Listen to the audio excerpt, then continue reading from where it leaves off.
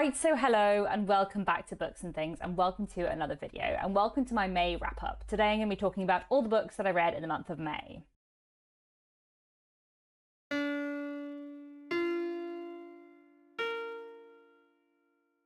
So I actually had a very productive reading month in May. I read 16 books, which is way more than I've read any other month this year, and I read a lot of really fantastic things. But before I dive into all the books, let me do a quick goals check-in, which I have been doing at the start of all my wrap-ups so far this year, and have been enjoying doing so far, although I have not done so well on my overarching goals this month. So I have kind of three big reading goals for 2025. One is to read all of the works of Anthony Trollope, and I've been trying to read a book by Anthony Trollope every month. I did not succeed in doing that in May, which is a shame, but you know, I'll read some Anthony Trollope in June. Another of my big goals for the year is to read the 19 books that have been on my TBR for the longest. I was doing really well in January to April, reading 2 books from my long-term TBR a month. I then didn't read any books from my long-term TBR in May, but there we go, it's fine, I'll read them in June. Then my other big reading goal for 2025 is to read more internationally this year, and I did do quite a lot better on that goal, at least in May. So I read 2 books in translation this month, and overall I read books from 5 different countries: the UK, the US, Austria, the Netherlands, and Japan. So I will start off with the 2 classics I read this month. Generally a pretty contemporary month, but I did read 2 classics. So one thing that I finished off was Wives and Daughters by Elizabeth Gaskell. I had started reading this back in April and I finished it off in May. And I didn't actually read this physical edition. I listened to the audiobook narrated by Patience Tomlinson. Wives and Daughters is one of my favourite books of all time. I have read it many, many times. I love it a lot. I think it is fantastic. And it was just such an utter pleasure to reread it. Wives and Daughters is the coming of age story of Molly Gibson, who is sort of 16, 17 when the book begins, and her father decides to remarry. He's been a widower for some time, but he decides to remarry, and suddenly Molly has to deal with a new stepmother, a new stepsister, and meanwhile she is kind of forming new friendships with different people in the small town and the surrounding area where she lives. And it is a coming of age story, it is a love story, it is a story of unrequited love, it is a small town community story, and it's just so good. I love it so much. The characterization in Wives and Daughters is just like supreme. And some of the emotional moments in it are so fantastic, and it's just been like such an utter pleasure to reread this book over the last 2 months. This is, I think, the 4th time I've read Wives and Daughters, and I just love it more every time. It is such a wonderful book. This was Elizabeth Gaskell's last novel, published in 1866, and she actually passed away before writing like the last 2 chapters. Like, it's so nearly finished, but it's not quite finished, and you do know what's going to happen. It's very obvious, so it's finished enough to be satisfying, but I do so wish she had lived to write those last like 2 chapters, because such a good book. Then I also read Baron Barge by Alexander Lernet Helenia. This is an Austrian classic from 1936, and this is translated from the German by Richard and Clara Winston. And this was their May and June pick for page turners with catchers reading the Globe Classics Challenge, which I've been taking part in and really enjoying. And this was such a great book. I really, really enjoyed this. I kind of don't want to say too much about it because I feel like I had heard quite a lot about it before going into it, and I had read the back, and I kind of wish I hadn't. This book is set during the First World War, and we are following a military officer and a strange experience that he has. And I kind of don't want to say anything more than that, but I thought it was really great, really fascinating, really atmospheric and interesting, and yeah, a very quick read. It's only tiny. Like, the book itself is like all of about 70 pages. It is a novella. But it's so powerful and I really liked it. So I'd really recommend Baron Barge. Very interesting, quick 20th century classic that's worth a try. The next 3 books I want to tell you about are all books that I read because they were on the Walter Scott Prize for Historical Fiction shortlist, all 3 of which I enjoyed. So I have done an individual, a dual book review of The Land in Winter by Andrew Miller and The Book of Days by Francesca Kay, which I'll leave linked down below. I haven't yet done a review for The Safekeep by Yael van der Woden, but I will do as soon as I've read another couple of books from the Walter Scott Prize longlist. That should be coming in the next few weeks, which is all to say that I won't talk too much about these books here because there will be separate videos on them. So we'll start off with The Land in Winter, just because it's the only one I have a physical copy of, although it is a library hardback that is currently looking very shiny, but there we go. The Land in Winter by Andrew Miller is a really powerful historical novel set in the early 1960s, looking at two couples and their lives and how their lives kind of begin to crumble one winter. This book picks apart the early 1960s in such a fascinating way, and it's so interesting to see how the shadow of the Second World War kind of falls on all of these people, and the way this book looks at kind of social history and the position of these characters is just fascinating. I love the characterization, I love the dialogue. I think Andrew Miller is such a wonderful writer. Did I want like another few pages at the end? Possibly, yes, but it's still a truly fantastic book, one I would really recommend. I listened to The Book of Days by Francesca Kay on audiobook. This is a short novel set in the Tudor period, at the very end of Henry VIII's reign, looking at a young wife to a dying husband and her experiences over the course of around a year. The book is quite a slow, quiet, ponderous novel, although it does have quite a dramatic ending that I thought was very, very powerful. And it's one of those short books that kind of works up to the ending in a way that is very effective. It's a book about nature and religion and about grief, both the grief that the narrator feels for a child that she lost some months ago, and also the kind of preemptive grief she feels for her husband, who she knows may be about to die. And meanwhile, her husband is obsessed with the idea of renovating the church and adding a massive tomb into the church before his death, and this tomb and everything around it kind of ties into that theme of grief. I thought The Book of Days was really, really interesting, probably a bit more literary than is my usual taste. It wasn't my favourite from the Walter Scott Prize shortlist, but I think it's a really interesting read, and if you're someone who appreciates kind of nature writing and a more ponderous novel, then I think you would really love it. And then The Safekeep by Yael van der Woden was so fantastic. I also listened to this on audiobook, and the audiobook was great and really added to like the general intensity of this novel. This is such an intense novel. One of those novels where like, although not much is happening, everything feels like so tense all the time. The Safekeep is a novel set in the Netherlands in the early 1960s, and quite like The Land in Winter, it looks partly at kind of the long shadow of World War II and how it affects people sort of a generation later, I suppose. In The Safekeep, we're following Isabel, who lives in her family home. Her two brothers have left home, and one of her brothers asks if his new girlfriend can come and stay with Isabel while he's away with work, and Isabel is not happy about this. She doesn't like her brother's new girlfriend either. She really can't stand her. But Eva ends up in this house and everything goes on from there.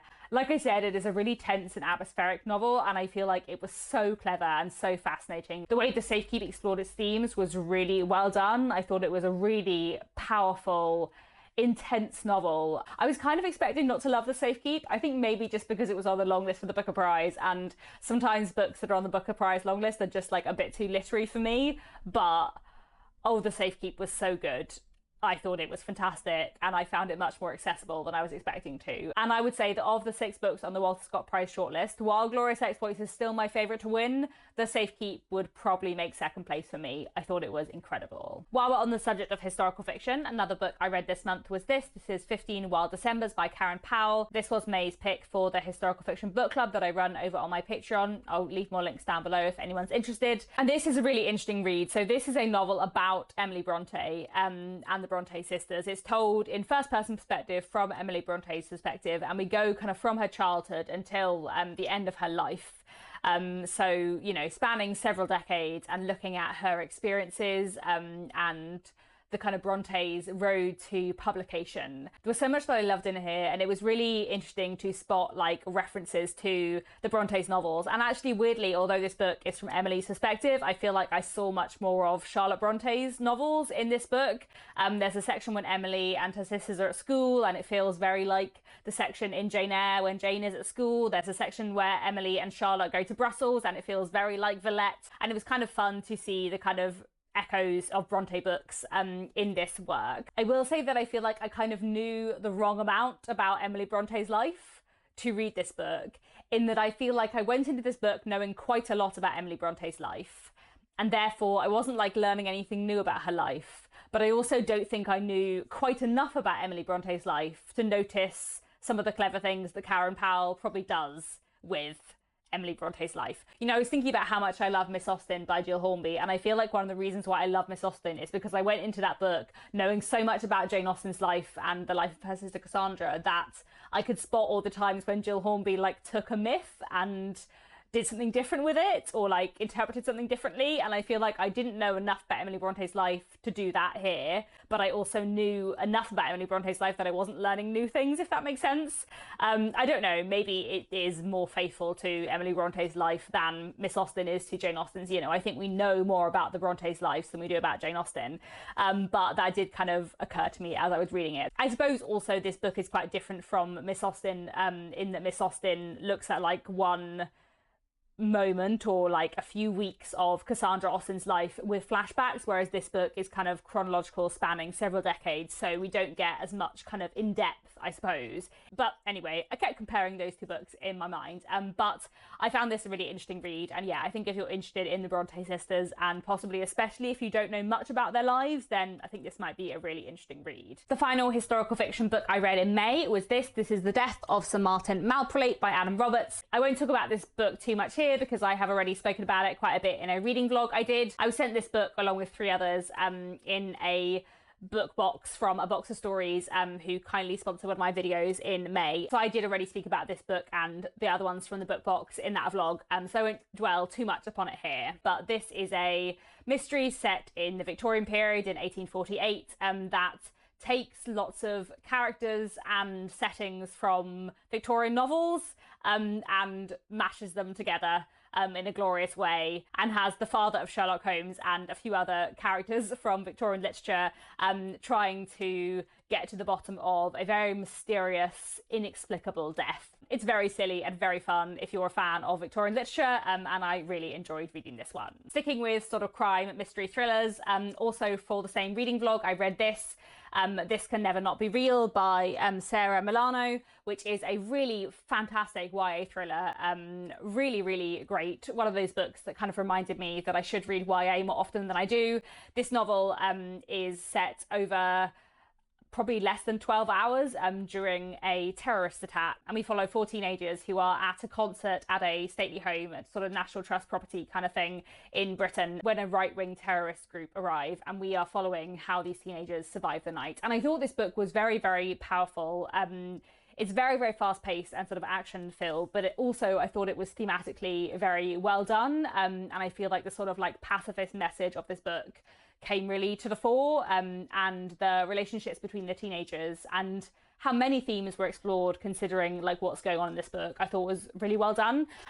It's also told in a way I really liked, so we swap between the 4 teenagers like very, very rapidly, and I thought that was very effective as well. So yeah, I'd really recommend this. I thought it was fantastic. Very, very dark, but really worth your time. Another book I read in May was The Appeal by Janice Hallett. This is a book that I've been meaning to read for a really long time, and I'm really glad that I finally got round to it. It is a kind of cozy mystery told in the epistolary form. So it's a modern book, and most of it is told in the form of emails. There are some other kind of bits and pieces of media we get throughout, but the bulk of the book is emails. And basically we start reading the emails exchanged between this amateur dramatics group in this small town. And there's obviously some tensions and some potential toxicity within this amateur dramatics group, and this kind of all hikes up when the sort of leading family, the head of the amateur dramatics group, start to raise money for their unwell granddaughter. And it says on the front of the book that there is a murder, and it says on the back of the book that there is a murder, but there isn't actually a murder for a really long time. So it was kind of interesting reading this book and thinking like, how would you read it differently without the marketing? But Anyway, it's one of those books where something bad doesn't happen for a long time, but you kind of know that something bad is going to happen. I kind of wanted one like extra little twist at the end, but you know, it works really well. I had a good time reading it. The form and the kind of playing with form in it is really interesting. It took me a little bit of time to get into because it is such a different way of writing. But once I was into it, I really got gripped and kind of flew through the second half. One very exciting book I read in May was No Safe Place by Hannah Brennan. This was a digital proof. This novel is coming out in July this year, and I was so excited to read this because Hannah is a friend of mine, and I have read various iterations of this novel, but I hadn't read it in its final form, and I hadn't read it for a little while, and so it was so exciting to like read it in its final like typeset volume, knowing that it will be out in the world very soon. And it's just fantastic. It is so good. So No Safe Place is a crime thriller police procedure novel, and the book begins with an attempted murder, and the kind of lead character of the novel, Liz Field, the detective, trying to work out what the motivation for this attempted murder might have been. And the man who was attacked is a psychologist, and it seems that this attack may have some connection with a clinical study he ran several years before on teenagers with OCD. And the novel is both a hugely compelling thriller and a really complex exploration of OCD and the misconceptions around it. And it's so fantastic and so well written and so tense and so emotional, and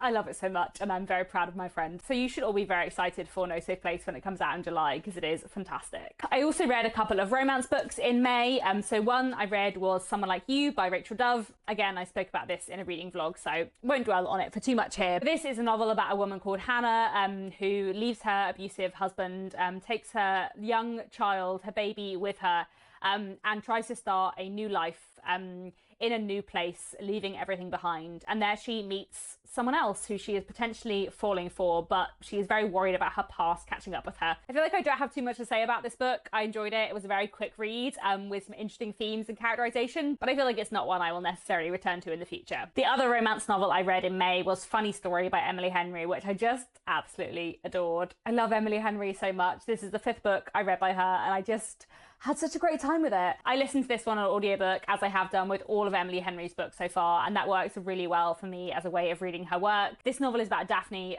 whose engagement was recently broken off when her former fiance decided that he was actually in love with his childhood best friend. And now Daphne, with nowhere to live, has ended up being the flatmate of her former fiance's new girlfriend's ex-boyfriend. So these two people are living together, having both had their hearts broken, and they kind of form a friendship. And part of their growing friendship kind of revolves around the small town that Daphne now lives in, which she really hates and doesn't want to stay in. Like, she only moved here for her fiance, and now she is stuck here. And part of the book is about her like learning to like this place. And I just had such a good time with Funny Story. I love Emily Henry's writing so much. I've said this before, I know, but I feel like as a romance writer, she has the exact perfect balance between the love story and everything else. Like the family stuff and the friendship stuff and the job stuff and the setting and place stuff. Like, all of those things are such a big part of Funny Story. And yes, it is a love story, but there's so many other things going on. And so much of the book is about Daphne's like self-discovery and making new friends and finding a way to like be herself on her own, not as half of the couple she used to be in. And I just loved it. And yeah, I might try and read Great Big Beautiful Life in June, but we will see. Another audiobook I listened to in May was Yellowface by Rebecca F. Kwang. This is a really fascinating novel and one I've been meaning to read for a while. So this novel is kind of a satire about the publishing industry and authors. And it's about a writer, a young white American woman who, after the sudden death of her Asian American author friend, steals this friend's manuscript, which is about Chinese laborers during the First World War, does some editing of it, and then passes it off as her own. And the book is kind of partly about plagiarism and partly about cultural appropriation and partly about Twitter and social media and like online scrutiny.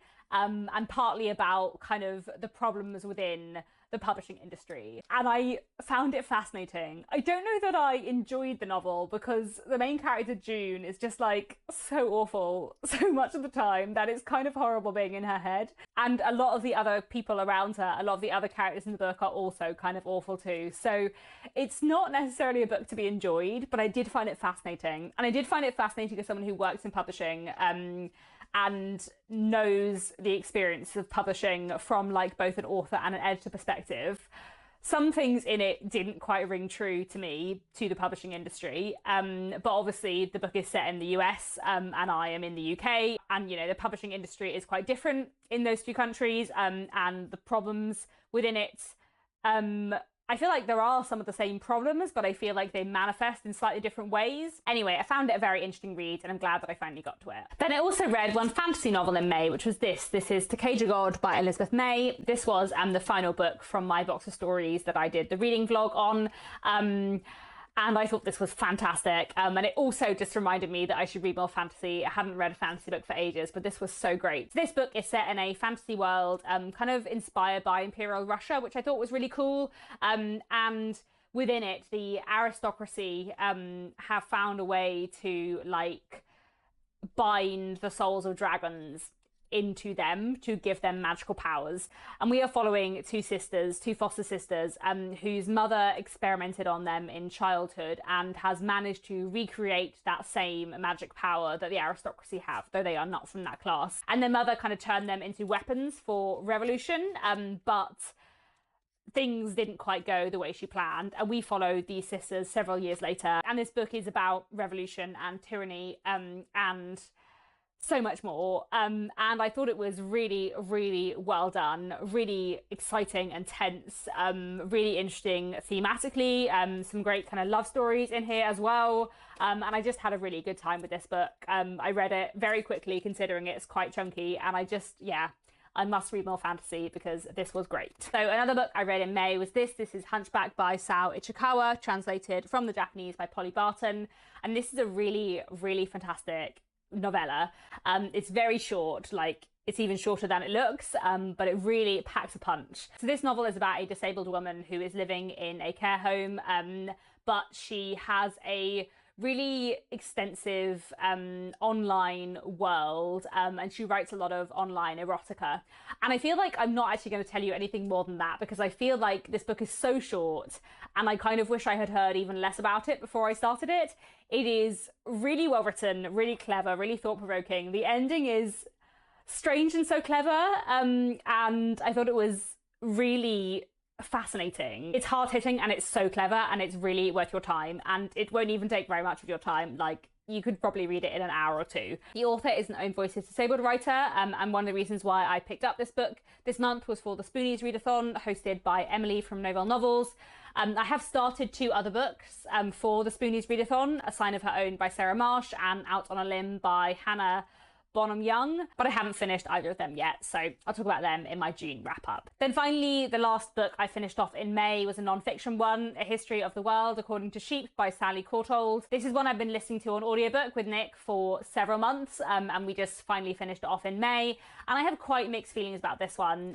We started listening to this because we wanted just like a light, easy non-fiction read to pick up here and there, and this book is kind of a series of historical anecdotes, which are in some way related to sheep and sheep farming and wool. And the book kind of looks at the impact that sheep and sheep products, I suppose, have had on humanity. I will say that I found the book quite disparate. Like, it's organised thematically rather than chronologically, which does make it like harder to follow. And I did listen to the audiobook over quite a long period of time. Maybe I didn't give it the best reading experience, but I did find it like a little bit disconnected in places. And it's also a bit mistitled to call it A History of the World because it is very British focused. And there are some bits that talk about other places in the world, but it is very, very focused on Britain. And obviously, like, sheep farming is quite an important part of British history, but sheep farming is also quite an important part of the history of lots of other places that weren't talked about in this book. So I'm not sure the book kind of quite matched up to the title, but there we go.